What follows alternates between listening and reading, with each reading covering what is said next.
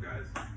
So when it comes to health and fitness, obviously we want to look good, we want to feel good, we want to hit those goals, those short-term, those mid-term, those long-term goals, right? But all in all, the overall goal, regardless of your current situation, when it comes to health and fitness, working out, nutrition, should be to limit, risk factors for health diseases, terminal diseases such as heart disease, such as coronary artery disease, such as cancer, such as stroke, right? We have different types of risk factors, right? Some we can control, others we can't, right? So my intention with this video is to just provide some insight into these risk factors, and then that way we can kind of go over which ones we can control and which ones are out of our control. So that way we can focus our attention all on the ones where we can control, while just gaining some insight on those ones that are kind of out of our hands, So when it comes to risk factors, right, we're gonna just list a few. I have them separated here, right? We have in our control and we have out of our control. So when it comes to out of our control, right, we have genetics is number one, right? So when we talk about genetics, we talk about things that run in our family, like hereditary, diseases that may run in our genes. A lot of people have diabetes that run in their family, or certain types of cancers, heart disease, stroke, maybe, definitely one of those people. So obviously we can't control those, right? So it doesn't really make much sense to focus our energy there. I hear a lot of people say that, like, they kind of have the attitude as if they're doomed, because they have these genetic risk factors, right? But for those people, it's super important to focus on the ones that are in our control, right? So while we have genetics that is out of our control, in our control, we have the sedentary lifestyle, right? So what that means is, when we say sedentary lifestyle, what that means is lack of activity. I know we've always heard the 30-minute activity a day, for kids and for adults and stuff like that. That's just regulation, like that's minimum, right? Sedentary lifestyle means just, refraining from that activity. Sometimes, when we go to work, even if we work behind the desk, even if we work in a situation where it's not that physical, a lot of times we come home exhausted, we come home tired, we come home not really able to put out more energy, So, but that's, at the end of the day, that's something that we can control. Even though we might not have the energy, we have to know that if we can't control our genetics, we have to put all our energy into the things that we can control, which is movement. It doesn't have to be, this extreme HIIT style, CrossFit style workout, but it's constantly, making sure that we're forcing our bodies to move, forcing our bodies to stay active. So we're, making sure that when things that are not in our, control, such as right now, pandemic, right? We have COVID, we have a lot of different things going on. The main thing that we can do is make sure that our immune system is strong, and make sure that our body is ready to defend us when, those unexpected things come. So right there we have sedentary lifestyle. Let's go over another one that is out of our control. Yeah, so when we're talking about the risk factors that are out of our control, another one, possibly, like, especially now, when we live in a day and age where it's a lot of like YouTube, a lot of influencers, people are more encouraged to share their story and to share things that are going on in their lives than we have ever before, right? So we know that stress is a big factor in this world right now. We can sit here and argue all day whether stress is controllable or not controllable. For this video's sake, right, we're gonna list it under out of our control, right? Because we live in a world today where, whether you like it or not, I know a lot of like older people, they always say, oh, back in my day, or you guys don't know how good you have it, right? But let me tell you one thing. our grandparents, our great grandparents didn't have to wake up in the morning and see the news on our phone of every single country in the entire world, right? They got the newspaper and only had the news that was in their local neighborhoods, right? If a crime or a disaster or some kind of awful, horrific event didn't happen around them, they didn't know about it, right?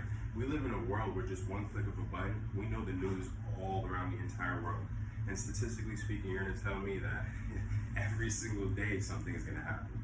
So every time we pick up our phones, there's a chance to increase our risk of depression, increase our risk of stress, right? Increase our risk of not being able to take the day off, right? So we have to really give respect to, stress and to, mental health issues and things of that nature, and make sure that we're doing everything we can. While a lot of these things might not be in our control, what we do have control over is, taking that time to reflect, taking that time to journal, to make sure that you know what's really going on inside your mind. We're gonna hear a lot of advice from different people, a lot of unsolicited suggestions all the time, but it's so important to make sure that we're grounded and we know what we want out of this world, what makes us tick, what makes us feel good, right? So, right there we have stress, out of our control. Somewhat, we can put, somewhat, in our control. We know, but for the most part, let's just put some respect on stress's name. In our control, right?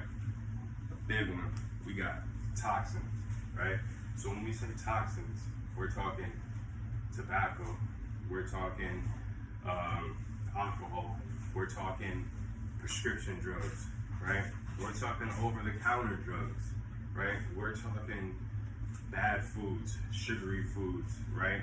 High in saturated fat foods, processed foods, trans fat, right? All equate to toxins, right? If you think that tobacco smoke is astronomically worse than some kind of sugary cereal or candy or things of that nature, you got it completely twisted. And really need to do some research, because toxins are toxins at the end of the day, right? So that's something we do have in our control. Definitely something on this channel, on this page, that I'm gonna do my best to help you guys, just gain some more awareness on what are the correct things to put in our bodies and how we can, better control that risk factor.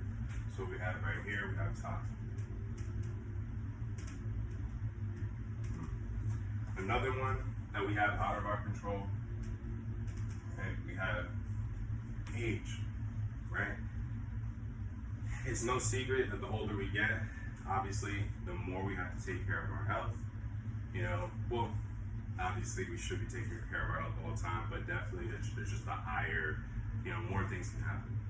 Our bodies are not, they don't just get stronger as we get older like that. At some point, they just, it is what it is. So age is not something that we have much control over, or any control over at all, right?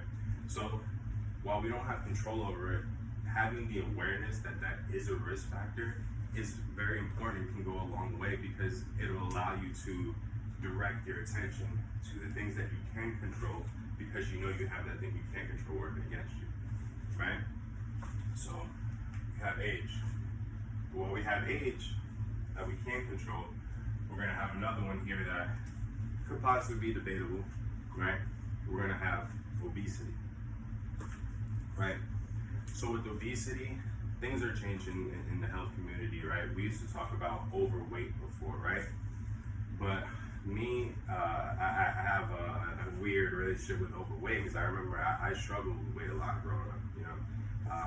I played sports, was very active, but I have that genetic, factor where it does run in my family to be a little big bone, So trust me, I'm very sensitive to that. However, I am also a testament to you can make those necessary changes. At a very young age, I made the decision that I wasn't going to let myself keep going with this. I used to play travel basketball, and I remember having my mom one time at 2 o'clock in the morning go on a run to get me t-shirts, because I was embarrassed to go in the pool with no shirt, right?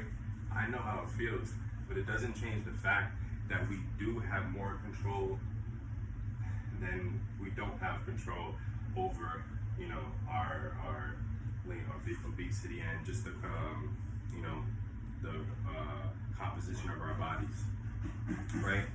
Definitely, some of us have the vulnerability to put on more fat than others. A lot of people struggle to gain any weight. You know, a lot of girls, you know, struggle to put on that excess weight, you know, to grow the lower half, you know, to even like the upper body. You know, a lot of girls struggle to get bigger in the upper body. So for every person that struggles putting on weight, you know, there are people that, struggles losing weight. There are people that also struggle putting on weight. So it definitely goes both ways, you know. But the main thing is to make sure that we're keeping track of our fat. So I got a little off topic, right? But the reason why I brought up the overweight thing before is because with me, when I was playing football in college, I used to weigh about 260 pounds, right? About 6'2", 260 pounds. A lot of people would say, wow, that's pretty big, you know, like that's not that healthy, right? But my body fat was very low, right? So for me, being 6'2", 260, having pretty low body fat, you know, maybe like 10 to like 13%, there are people that are, you know, 6 foot, 160, 170 pounds, but have way more fat on their body, right? With the shirt on, they might look like they're in better shape, but they're healthier. But that's why the term is now actually over fat, because the amount of fat on your body is a better measure of our health than the amount of weight that we're holding, right? While the weight can definitely affect our knees and our joints, as long as we're making sure that we're working out those areas, we're stretching, we're staying flexible, there's not really too much to worry about.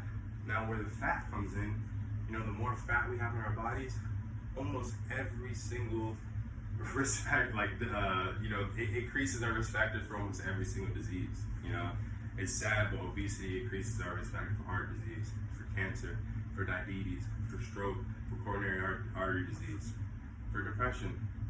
You know, it is what it is, you know, and we have to, you know, while not making ourselves feel bad, we just have to have that awareness that this is something that we do have more control over than we think.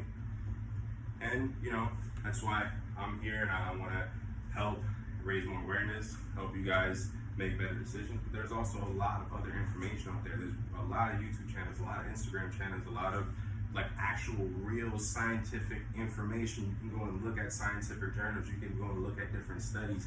Look at conflicting information. Don't just look at the point of view that supports what you're already thinking. Always look for the you know, play the devil's advocate. Always look for the contradicting information and do your research and put them side by side and make your own, you know, decisions. You know, we're not scientists, no, we're not doctors, but at the same time, it doesn't mean that you can't use, you know, this up here to make your own decisions and know what's best for your body. At the end of the day, trial and error, nothing better than that. You know, keeping a food diary, keeping a food log, keeping track of how we feel before we eat, how we feel after we eat, right? And, you know, making sure that we're constantly tracking this so we're able to form patterns and say, hey, when I eat this, I get bloated. Or when I eat this, I gain energy. Or when I eat this, I crash. You know, actually, you know, keeping track of these things and getting that actual information on our own bodies is priceless. We can go and look at generic things and generic food lists, generic workouts, right? But it's not one size fit all. Trial and error is the only way to truly know what is best for your body. Right? So we have here obesity, and I'm gonna give it the same respect as you know, stress, and just acknowledge that it is, you know, there are you know, parts of, you know, being obese that are out of our control, you know, but for the most part, also just mentally and just for the sake of our peace of mind and our motivation, we have to believe that it is in our control, because if we're just always just accepting that it's not, we're not going to put our best foot forward. It's simple as that, you know.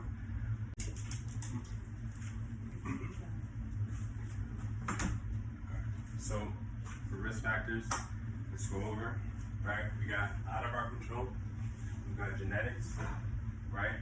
We got stress, obviously, there are factors that are in our control.